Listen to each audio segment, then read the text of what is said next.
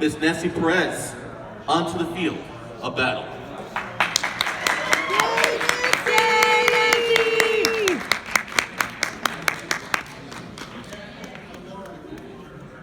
Hello, Inclusion Nexus. My name is Nancy, and thank you so much for listening to my story today.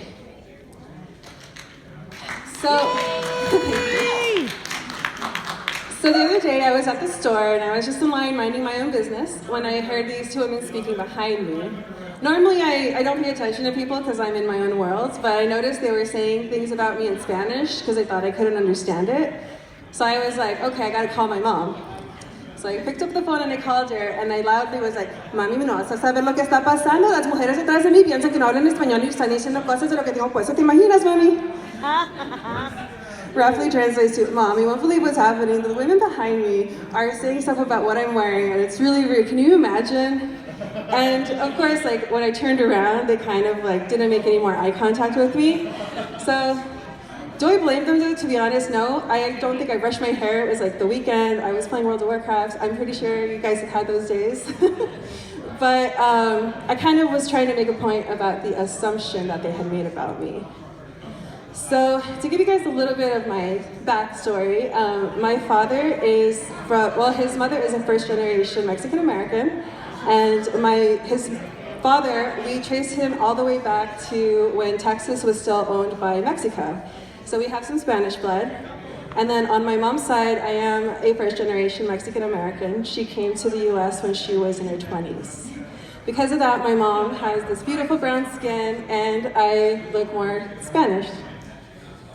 So, back to those assumptions. Some of the things that have happened to me growing up were, you don't look Mexican. And I was like, I'm sorry, should I wear like a mariachi hat and get some maracas for you? And other things that were a little bit more painful were, is that your maid? No, that's my mom. So, okay. And I actually titled this Fuerza y Orgullo because when I was growing up with these like mixed messages, I didn't always feel strength or pride, which is what it means in myself or in my culture.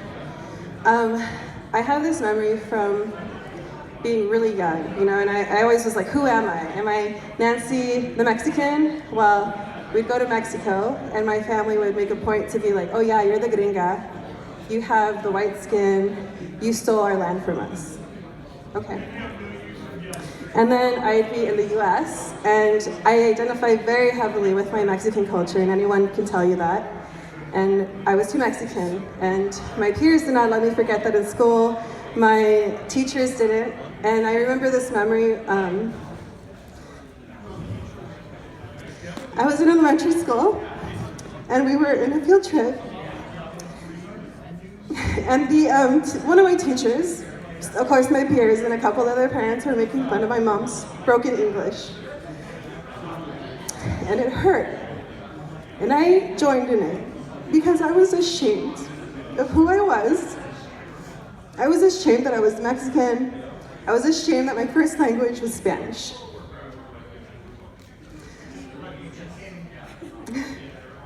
But my mom is a very strong woman, and she's always been sure of who she is. And she was like, Mija, no, you're gonna be strong in who you are. And she helped me with my journey and like, who am I? What culture do I belong into? So because of that culture and her strength and me never giving up on who I felt I was because of her, I got my first job at Blizzard. I was a Latin America game master, and I was in Austin, Texas. And a couple of the stereotypes I want to share with y'all that I beat today was, you're not going to graduate from high school, you're going to get pregnant. I got my diploma. You're not going to go to college. I got my diploma. You're not going to ever move out of here because your family has no influence. And Blizzard did the call. So it was a really special moment for me. And I loved it there. I can't even begin to describe to you guys what it's like to kind of grow up like that, and then you're immersed in Latin America. You speak to players from all over the world. You speak to them in Spanish, you hear your colleagues speaking to them in Portuguese. You hear people from all over, like Venezuela, Argentina, Brazil, and it's just like, I healed a lot, and it wasn't until I did my speech for this that I realized how much I healed from that. And my management was really awesome, and so they were like, you should go to Irvine because you want to move up in Blizzard, and I feel like you'd be really great. So I did. I was nervous. I thought about my mom again. I was like, well, she left the country. She left her friends and her family. She left her language. I can do it too. But I struggled. And when I first got here, it was a little bit hard. So for those of you who don't know California too well, like Irvine is not the most culturally diverse place I've ever lived in my life. Yeah, you know. And it was like, I missed something as small as like a good tortilla, and my friends can attest to this, to hearing Spanish every day, to seeing people that looked like myself all the time and being, you know, wrapped in that. And I realized very quickly, I've been in an industry where we're not represented, you know? And I wanted to see more of us, but I felt like I had to find someone and I couldn't. And so I was like, okay, this sucks, what's going on in the world? And well, things are going on in the world that make it a bit hard to be Mexican American, and so I have more fear going on, and I'm like, oh my God, I'm not in Texas to protect my mom. What if another El Paso happens? So I didn't know who I could turn to, and I was scared, and I was like, I need to leave. Or maybe I should go play games and escape this fantasy, and I tried doing that, and of course, like, playing World of Warcraft. Oh, do you speak Taco language if you're from Calpalas or one of the Latin American realms? So I was like, okay, gaming doesn't help. And as great as our gaming culture can be, it definitely is still a place that needs help when it comes to people who are different. So I went back home for a break. I was like, before I leave, I just want to go home and find that strength and that pride, because I get it from my hometown and I get it from my language and from my mom. And I was actually with her, I got my answer. We were getting our makeup done, and the makeup lady was just talking to me. She was very nice, and we were like, she was telling me about, oh yeah, you know, when you get chased around in the store and you're like, brown girl problems, and I was like, I hate when people do that.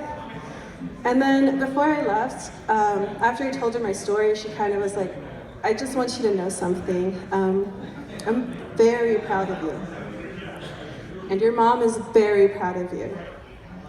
And when I go home today, I'm gonna tell my little boy who plays video games that I met a Latina who looks like him. She speaks Spanish like him, and she's from his hometown. And she's moved out, and she's gonna move up, and I know she can, and if she can do it, you can too. And that was the most beautiful gift I've ever been given. And when she did that, I realized that, you know, this whole time I was looking at someone else for that representation, and I had never thought of looking at myself. And that's kind of what I want to leave you guys with, you know, is we have this thing that's like, si se puede, which means like, yes, we can. It's like, yes, we can be kind to each other. Yes, we can be that, you know, diversity for someone else. You know, you guys may feel like you're not doing too much, but somebody out there is looking at you and they're like, they did it, so I can follow in their footsteps. And even though I was just a game master, that was still a step for us. And it was like, yes, we can be our own hero more than anything. And I want you guys to remember that. So let me introduce myself. My name is Nancy Perez, a proud Latina, a proud Mexican-American woman who works at Blizzard. And this year I took my first step and I was a BlizzCon coordinator for this show. Thank you everyone for listening to my story. Muchas gracias.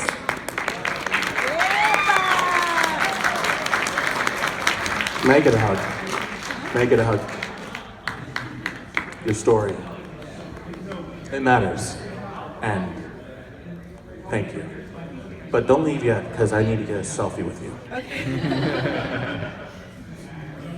All right. So we're doing this, so I'm just gonna grab this, hold that, and I'm gonna get a selfie with. You guys cool with me taking a selfie with you guys? Yes! All right. For leading the way and showing us, showing everyone. Can I get a BlizzCon 2019? Woo! Thank you. And the world always needs more heroes.